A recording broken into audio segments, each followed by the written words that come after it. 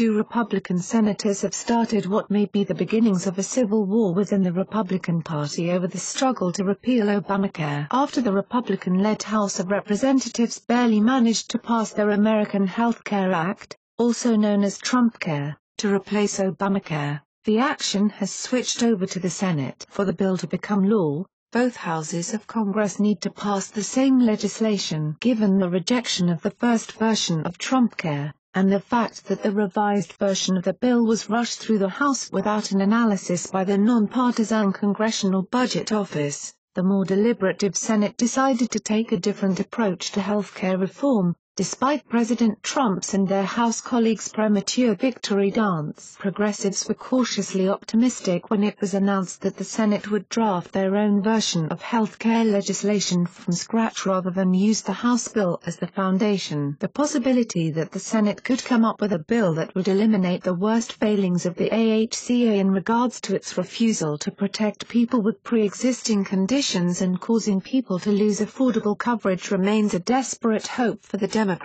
That hope was severely diminished when Republican leadership in the Senate announced a 13-man commission to draft the legislation, a commission that is comprised of literally 13 white men with no participation by women or minorities. While the commission does have a few members who are not on the farthest right-wing fringes of the Republican Party, fears that the group will not be responsive to the health care needs of more than half of the population have inspired a rival group of moderate Republicans to create their own working group to draft health care policy. The group is led by Senator Susan Collins, who is a former state insurance commissioner, and by Senator Bill Cassidy, who is a doctor and a former Democrat. Both senators have attacked the House-passed legislation as inadequate and have been meeting twice a week to come up with their own alternative. While the bill that finally reaches the Senate floor will certainly be whatever the official health care group approves, the Republicans' thin majority means that it is unlikely to pass if two Republican senators oppose it and Democrats remain united in their opposition to repealing Obamacare. This gives Senators Collins and Cassidy considerable leverage with their colleagues on the official committee over the contents of the final bill. Senator Collins has been vocal in her opposition to defunding Planned Parenthood,